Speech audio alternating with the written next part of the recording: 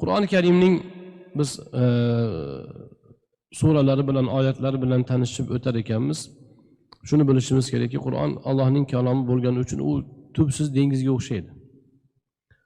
O'rgangan sariz ma'no chiqaveradi. Ma'no chiqqanda ham faqat ma'lumot ma'nosida chiqmaydi. Balki balog'atda ham yangi balog'atdagi yangi ustunliklari kashf bo'laveradi. Qur'oni Karimdagi ba'zi bir ishoralar bor, oddiy aytib ketilgan gap, lekin ishoralardan hozir ilmiy mo'jizalar kashf qilinyapti.